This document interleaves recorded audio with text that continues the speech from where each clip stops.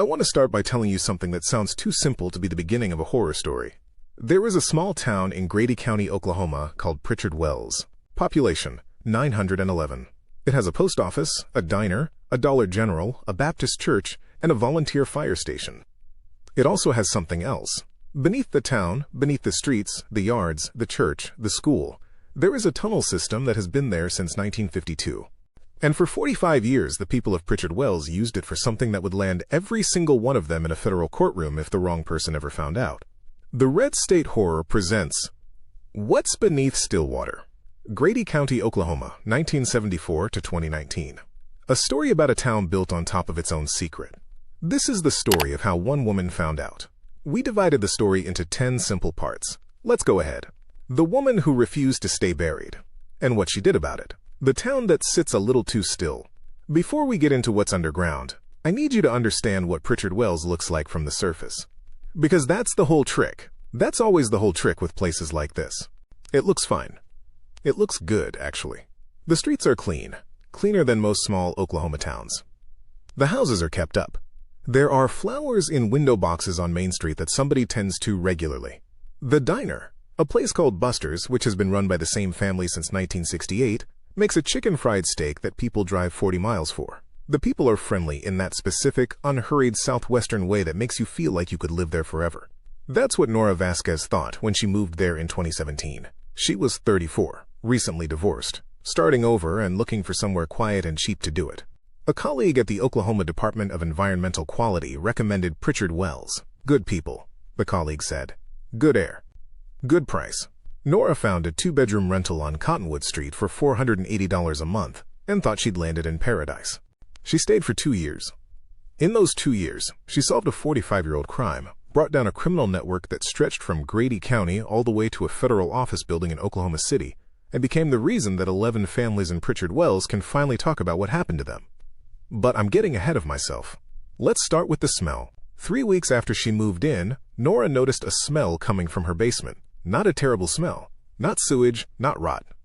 Something chemical, faint, with a slight sweetness to it, like a cleaning solution left in a warm room. She mentioned it to her landlord, a quiet man named Gene Pryor, who had owned her rental and 4 others on Cottonwood Street for 30 years.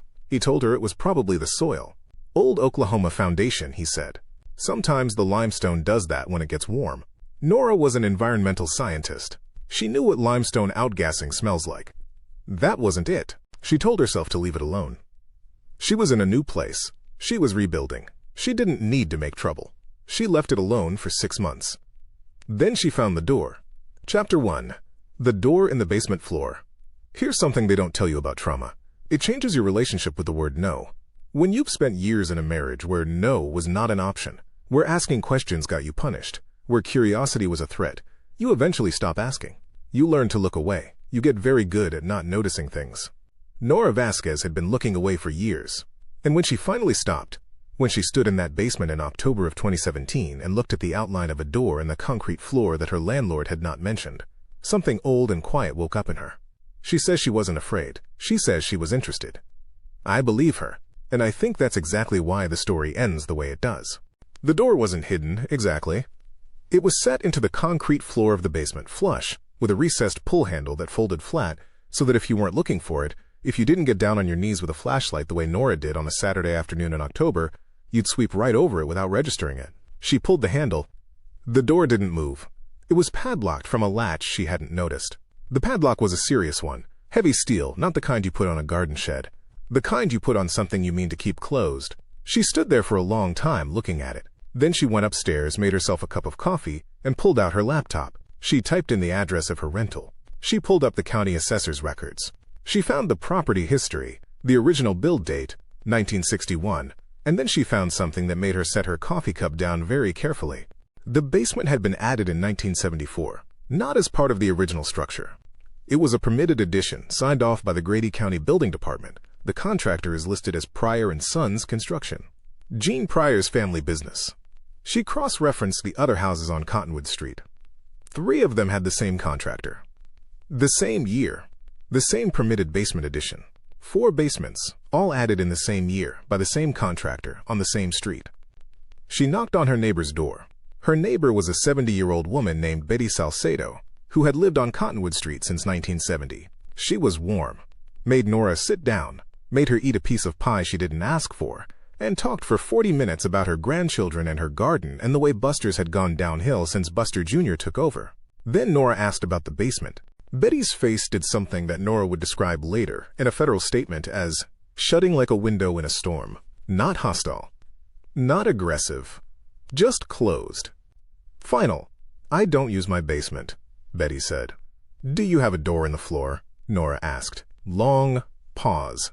I don't use my basement, Betty said again, and stood up and carried the plates to the kitchen, and that was the end of that conversation. Nora went home, sat on her porch, and looked at Cottonwood Street in the early evening light. The flowers in the window boxes. The clean sidewalk. The cars in every driveway were all washed. The way the whole street had a quality of tenderness, like something that was being maintained very carefully, not out of pride but out of obligation. She had spent years learning to look away. She was done with that. She called a locksmith. If this story is already getting under your skin, hit that like button. It helps more people find Red State Horror, and trust me, the next part is where it really opens up. Chapter 2. What was down there?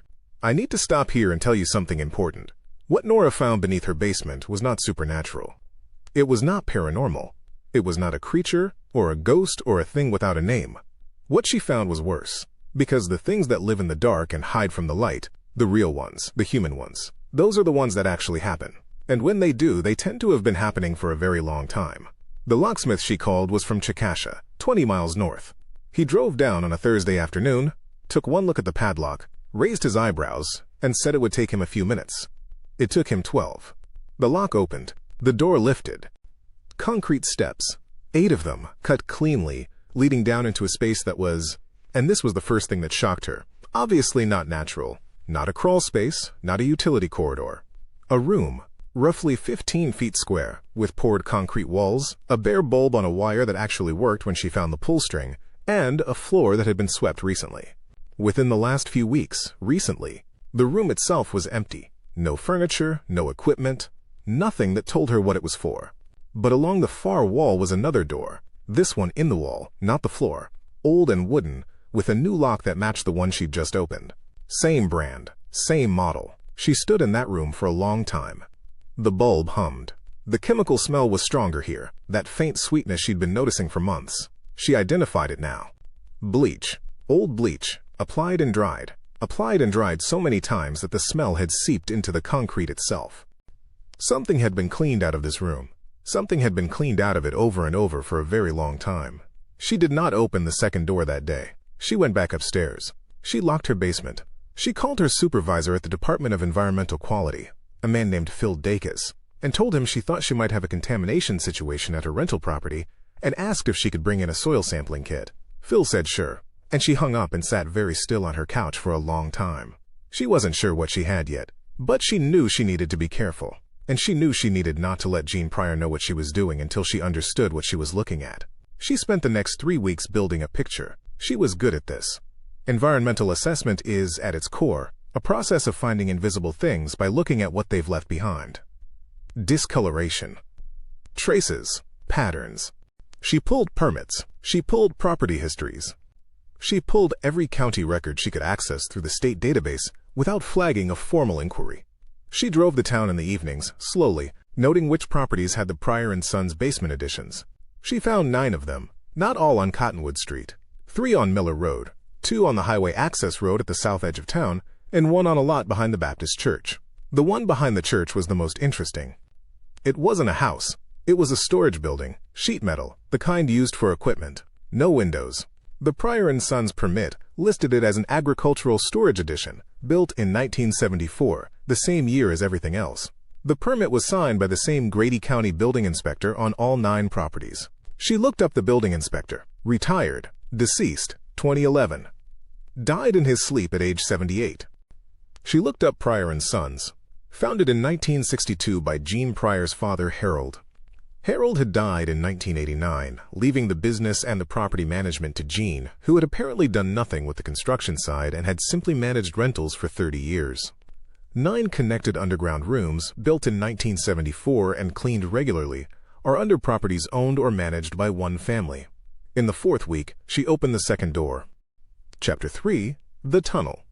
When people asked Nora what she was thinking when she opened that door, when she went down those stairs a 2nd time, alone, at 10 o'clock on a Tuesday night, with a flashlight and her phone and nobody on earth who knew where she was, she says the same thing every time. I was thinking that if I didn't do it, I was going to spend the rest of my life wondering.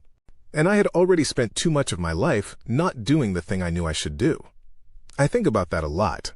The courage that looks like stubbornness. The kind that comes not from being fearless, but from being tired of fear.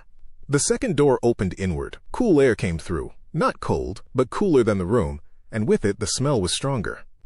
Clean and sharp, she went through. A tunnel, poured concrete walls, roughly 5 feet wide and 6 feet tall, short enough that she had to duck slightly when walking. Bare bulbs on wire every 20 feet, on a circuit that lit when she found the switch panel just inside the door. The tunnel ran straight south from beneath her basement, and it ran far enough that the end of it was beyond her flashlight beam at first. She walked it. 83 steps. She counted. At 42 steps, she passed a junction. A corridor branching left, a corridor branching right. Both had doors. Both were locked. She kept going straight. At 83 steps, she reached a room larger than the one in her basement. 30 feet by 30 feet, she estimated. Concrete walls, concrete floor, the same swept clean quality. Metal shelving units along 2 walls, empty now. A drain in the center of the floor, 2 feet across, with a heavy grate. A utility sink against the far wall, stainless steel, industrial size. And on the wall above the sink, written in black marker in large block letters that had been partially scrubbed but not entirely removed, Processing Room B. She stared at those 2 words for a very long time. Processing Room B, which meant there was a Processing Room A. She walked back to her basement. She went upstairs. She sat on her kitchen floor, not a chair, the floor, and she breathed carefully for about 5 minutes. Then she picked up her phone. She didn't call the local police. Pritchard Wells had a 3-person police department, all of whom had lived in the town their whole lives. She didn't call the Grady County Sheriff's Office either, for the same reason. She called the EPA tip line. She had been working on environmental cases for 9 years. She knew that an underground structure being cleaned with industrial bleach, connected to multiple properties by a tunnel system, with a room called Processing Room B, was not a building code issue. That was a federal issue. And federal cases don't go through the local sheriff. The tip line operator took her information. She gave her name, her address, and a brief description. The operator said someone would be in touch. That was a Thursday. By Saturday, she had a voicemail from a man named Special Agent Thomas Reese, Environmental Crimes Division EPA. He wanted to meet in Chickasha, not in Pritchard Wells, not in her house. She drove up on Sunday morning. She told nobody where she was going. This is where it starts to break wide open. And I promise, the second half of this story will blow your mind. If you haven't subscribed to Red State Horror yet, now is the time. Hit subscribe, turn on notifications, a new story every week, and they only get deeper from here. Chapter 4. What Special Agent Reese already knew. Here's something I learned from talking to Nora about this. Sometimes the thing you discover is not a secret. Sometimes the people who are supposed to be investigating it already know about it. They just haven't been able to prove it. And all they've been waiting for is one person brave enough to go underground, literally in this case, and bring something back. Nora Vásquez was that person. And what Thomas Reese told her in that Chickasha coffee shop on a Sunday morning in November 2017 changed everything she thought she understood about Pritchard Wells. Reese was a compact, careful man in his 40s who looked like he hadn't slept well in several years. He let her talk first. He did not take notes. He listened to everything she described, the door in the floor, the tunnel, the junction, the processing room, the partial writing on the wall, and when she finished, he was quiet for a long moment. Then he opened his briefcase and put a photograph on the table. It was an aerial survey image, Grady County, dated 2014. Pritchard Wells is visible and tiny, surrounded by red Oklahoma farmland. And overlaid on the town, in a hand-drawn red line, is a shape, a rough cross, a long north-south corridor with 2 east-west branches, running directly beneath the streets of the town. We've known the tunnel system exists since 2009, Reese said. We found traces in well water testing, chemical signatures consistent with large-scale chemical processing. We've never been able to get inside it. Every legal avenue has been blocked. How? Nora asked. He looked at her. The district judge for Grady County was born in Pritchard Wells. His father was on the town council in 1974 when the tunnel was built. He has dismissed every warrant application we've filed. On procedural grounds. Every single time. Nora thought about that. What are they processing, she asked. Reese was quiet for a moment. We believe it started as a chemical solvent operation. Illegal disposal, 1970s. Industrial companies pay to have hazardous waste processed and buried off the books. The tunnel connected the disposal points under the town. Then, somewhere in the mid-80s, it changed. The chemical signatures changed. What we see now is consistent with something more. He paused. More current, Nora said. Pharmaceutical, Reese said quietly. Large scale, multi-compound. The word landed like a stone in still water. A drug manufacturing operation. Underground, beneath a church and a school, and 900 people who either knew about it or had been kept carefully in the dark about it for 45 years.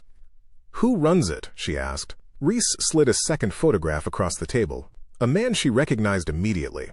Gray hair, quiet eyes, a face she had seen at the mailbox in the hardware store, and once at Buster's Diner, eating pie. Gene Pryor. Chapter 5. Gene Pryor and the 45-Year Lie. I want you to understand something about Gene Pryor, because it's easy to hear a story like this and picture a cartoon villain, a man who twirls his mustache, counts his money, and laughs at the people above him. Gene Pryor was not that. By every account. By Nora's account, by the accounts of people who grew up with him, by the federal prosecutor who eventually tried his case, Gene Pryor was a quiet man. A polite man. A man who fixed things when they broke, never raised his voice, and went to church every Sunday and coached Little League for 15 years. He was the kind of man who made you feel safe. That is exactly how he got away with it for 45 years. That is exactly how the worst ones always do it. Harold Pryor, Gene's father, had started the tunnel system in 1972 as a genuinely mundane crime. A county official who needed money had approached him about a disposal problem.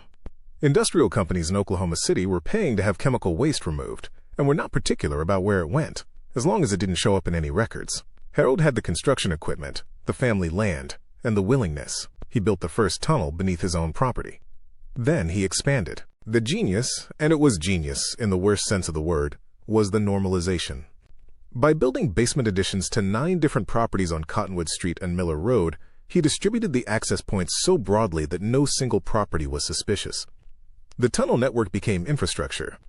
It became part of the town's foundation. Literally. When Harold died in 1989, Gene inherited the operation, and, crucially, the silence of everyone who knew about it. Reese estimated that roughly 60 of the town's 900 residents had direct knowledge of the tunnel system. The rest had been kept in the dark. Not by force, but by the same quiet social pressure that keeps small-town secrets everywhere. Some things you don't ask about. Some basements you don't use. In the late 1980s, the industrial disposal operation had wound down as environmental regulations tightened. Gene had pivoted. He had a network, a distribution system, and a corrupt judiciary protecting him. He had found a new product. The pharmaceutical operation beneath Pritchard Wells had been running since 1991. 28 years. It had generated, by conservative federal estimates, somewhere between $40 and $60 million. Most of that money had left Grady County a long time ago. Some of it, however, had stayed, in the form of very clean streets and flower boxes on Main Street, and a diner that everyone agreed was just a little too good for a town this size. The town had been complicit, not all of it, but enough. Nora sat with all of this for a week. She went to work. She came home. She walked past Betty Salcedo's house and thought about what was beneath it, and what Betty knew and had never said. She walked past Gene Pryor collecting his mail and thought about what he was, who he actually was, and what it would take to bring it all down. She thought about leaving. She told me this directly, sitting in her living room in Chickasha where she lives now. I thought about leaving every single day that week, she said. Getting in my car and driving north, and filing a formal report and letting the federal people handle it. Being done with it. Why didn't you? I asked. She was quiet for a moment. Because of the families, she said. Reese had told me about the families. The ones who moved to Pritchard Wells without knowing any of this. The ones who found out and couldn't leave because they couldn't afford to. The ones who had been living above this thing for years and breathing whatever was coming up through the concrete. There were children in those houses. And I kept thinking, what if they find the door in the floor one day? What if a kid finds it? She looked at me. I'm an environmental scientist. My job is to find the thing that's poisoning people and stop it. I was literally trained for this. The only difference was that this time the poison was wearing a friendly face and going to church on Sundays. She stayed. We are exactly halfway through this story, and I need you to share this one. Post it. Text it to someone. Tell them to put their headphones in and listen. The second half is where Nora goes from witness to fighter, and it is one of the most remarkable things I've ever researched. Share button is right there. Chapter 6. The 911 call that changed everything. Sometimes the thing that breaks a case open is a grand strategy. A brilliant legal maneuver.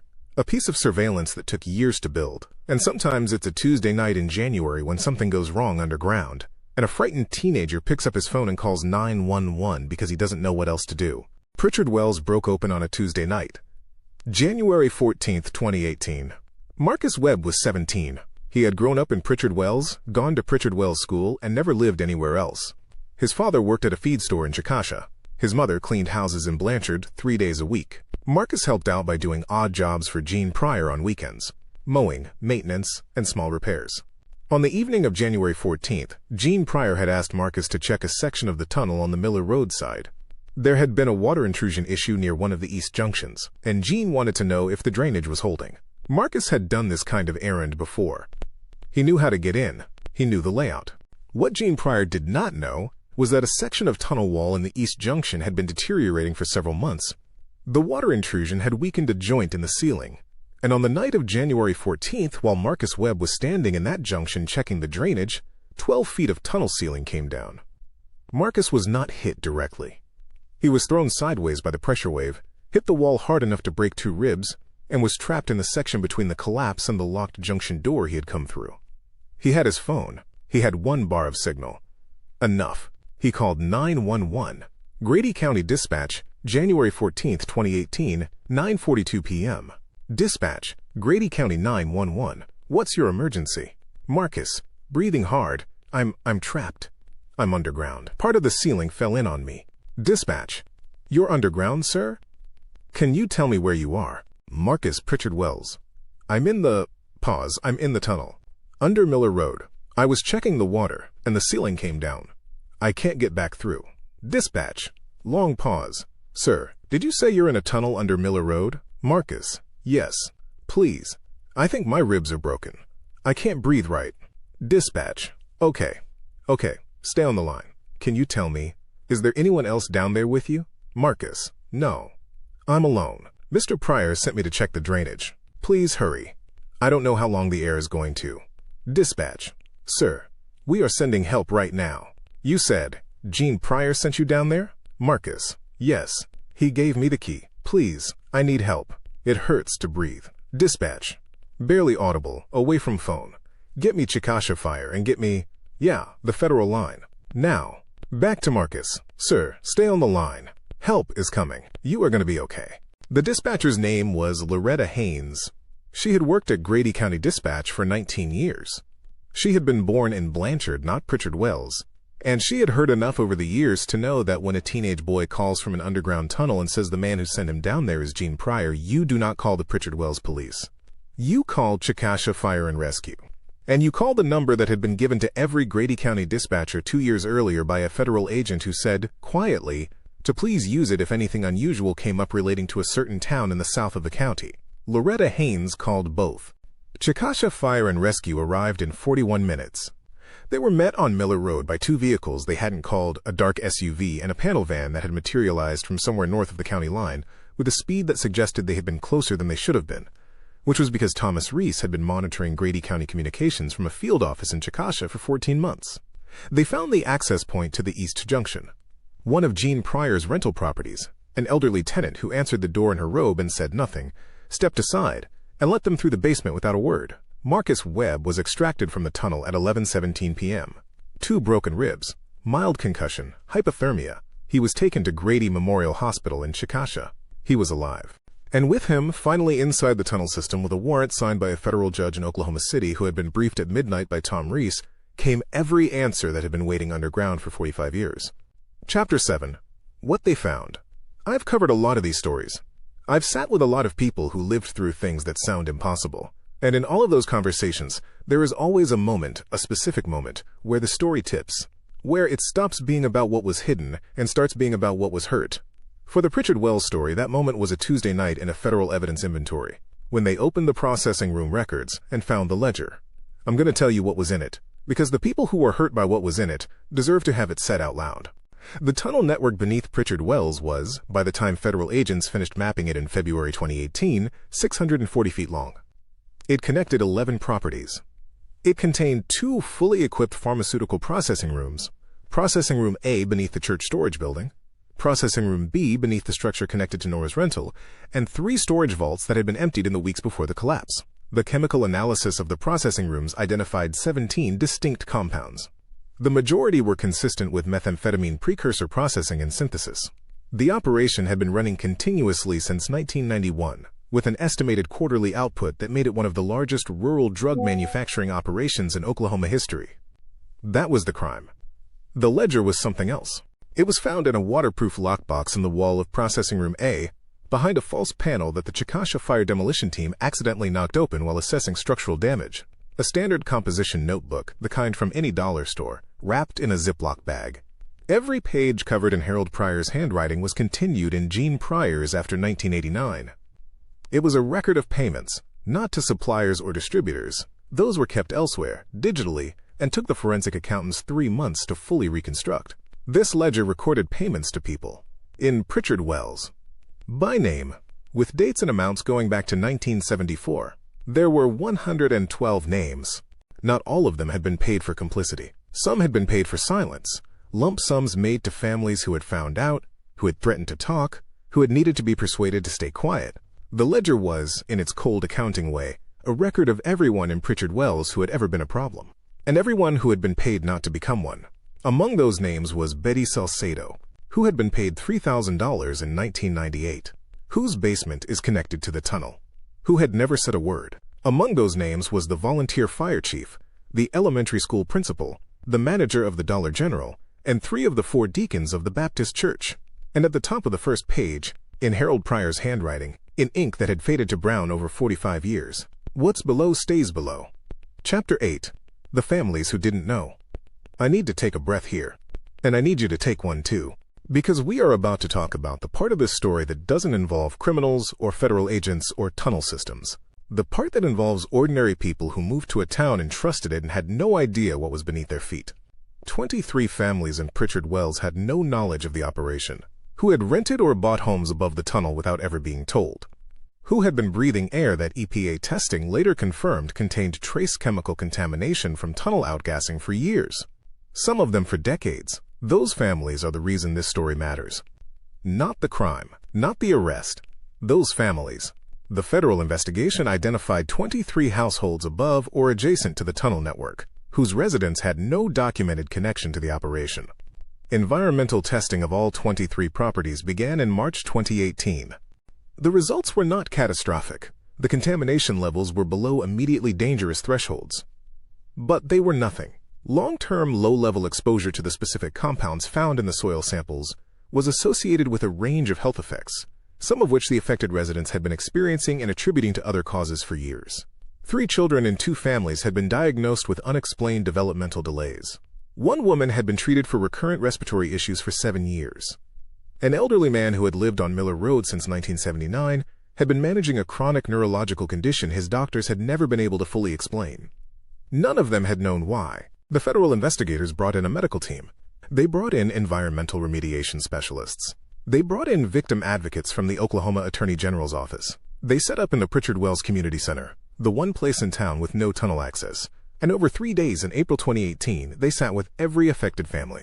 Nora Vásquez was there for all 3 days. I wasn't required to be there, she told me. Tom Reese told me I'd done my part. The investigation was in federal hands. I could have stepped back. She paused. But I wanted the families to know that someone who lived there, someone who was also above that tunnel and also didn't know, that someone like them had seen what was happening and done something about it. I thought that might matter. It mattered. A woman named Diane Cutler, whose 7-year-old son had been in speech therapy for 3 years for a delay nobody could explain, found Nora at the end of the 2nd day and hugged her for a long time without saying anything. When she finally stepped back, she said very quietly, "I kept wondering if I was imagining it. I kept thinking something was wrong, and everyone kept telling me the town was fine, the air was fine, everything was fine. I kept looking away because I thought I was the problem." Nora said, "You weren't the problem." "I know that now," Diane said, "because of you. If this story is moving you, please share it. Not for the channel, not for the numbers. For the families in Pritchard Wells who spent years being told nothing was wrong. They deserve to have their story heard. Share it. Right now. It costs nothing, and it means everything. Chapter 9. The Arrest and What Came After. Gene Pryor was arrested on February 28, 2018, at 6:15 in the morning at his house on Cottonwood Street. 2 federal agents knocked on his door. He answered it in his robe. He looked at them for a moment, and then he said, according to the agent who testified about this in court, he said, "I figured it would be you people eventually." That's all he said. He didn't run. He didn't argue. He got dressed, came out, and got in the vehicle. 45 years of secrets, and at the end of them, he just got dressed and came out. I've thought about that a lot. The exhaustion of a lie that long. Even for the person keeping it. Gene Pryor was charged in federal court with conspiracy to manufacture controlled substances, environmental crimes, bribery of a public official, and racketeering. He pleaded guilty on all counts in September 2018. He was sentenced to 22 years in federal prison. He would be 91 years old at the end of his sentence. He was 69 at sentencing. He has not appealed. The Grady County District Judge, the one who had dismissed every warrant application for 9 years, resigned 4 days after the arrest. He was subsequently charged with obstruction of justice and abuse of judicial authority. He pleaded guilty in 2019. He received a suspended sentence, a $100,000 fine, and permanent disbarment. 17 other individuals connected to the operation were charged over the following year. 9 pleaded guilty. 8 went to trial. 6 were convicted. The sentences ranged from 3 to 14 years. And then there was the other list. The ledger list. The 112 people who had been paid for silence or complicity at various levels over the decades. The federal prosecutors spent 6 months working through that list carefully. The determination of culpability was, as the lead prosecutor later explained publicly, genuinely complicated. Some of those people had been coerced. Some had been threatened. Some had been paid so little, so long ago, by people so much more powerful than they, that prosecution would have been not just legally difficult, but morally wrong. In the end, 27 people from Pritchard Wells entered into cooperation agreements. 3 were charged as minor co-conspirators and received probation. The rest, the majority of the 112, were not charged. They were interviewed, their testimony was recorded, and they were allowed to go home. Betty Salcedo was among those not charged. She was 88 years old. She had been paid $3,000 20 years ago to not ask questions about what was in her basement. The prosecutors determined that at her age, with her limited involvement, pursuing criminal charges served no useful purpose. She called Nora a month after the investigation concluded. Nora almost didn't answer. She didn't recognize the number. "I'm sorry," Betty said when Nora picked up. "I should have told you.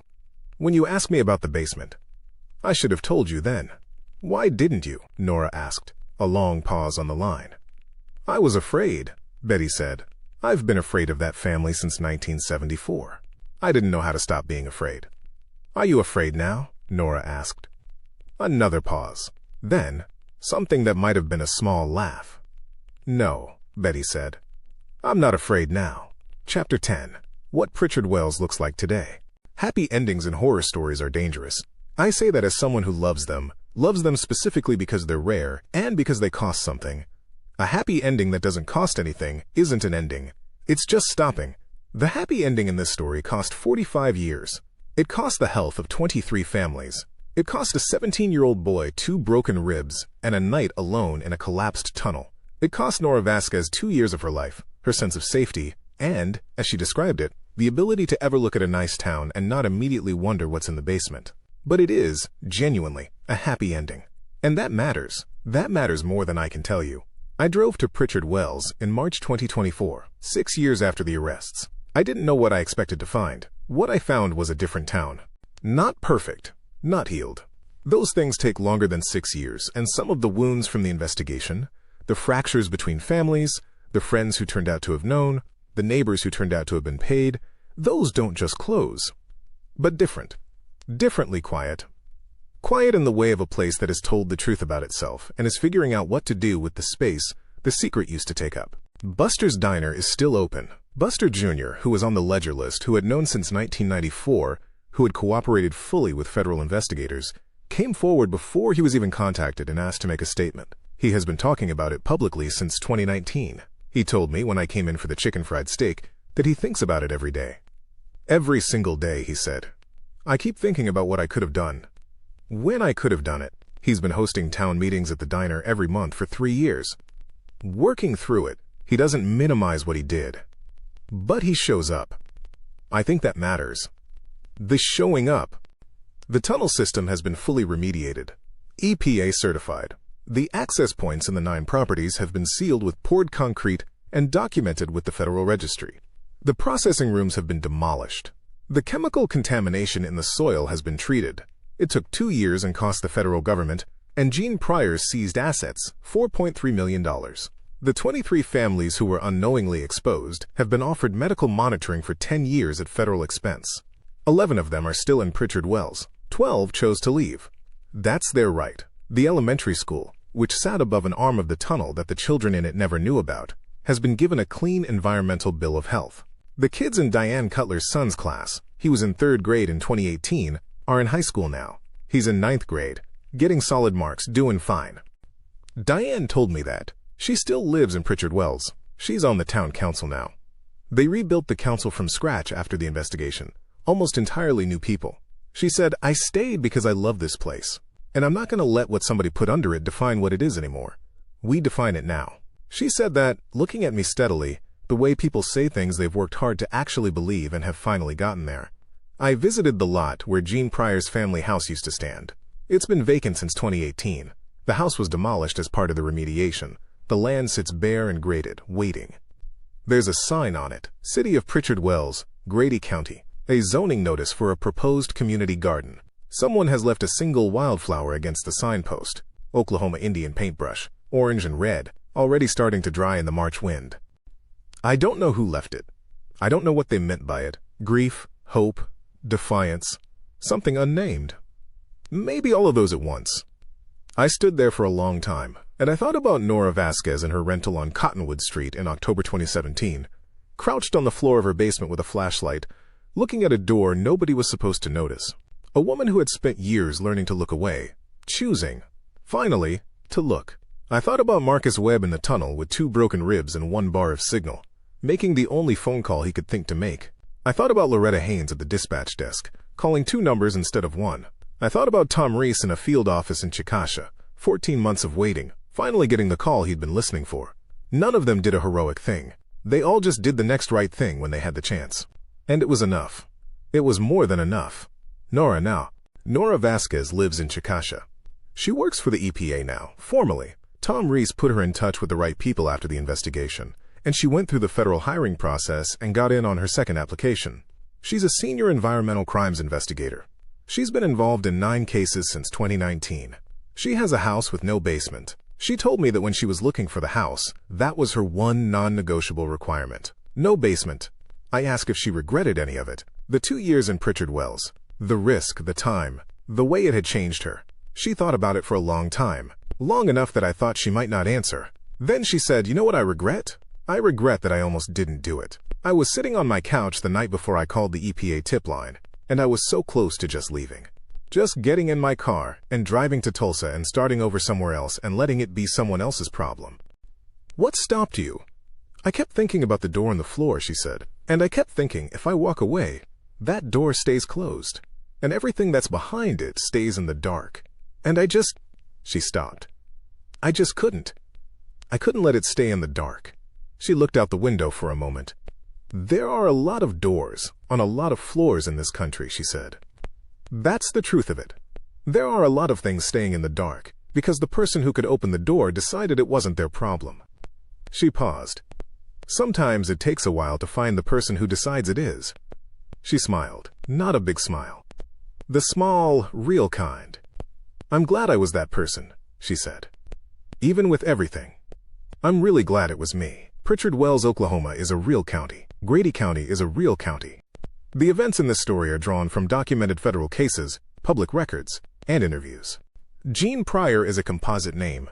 Nora Vásquez is a protected name. The other names have been changed. The tunnel is real.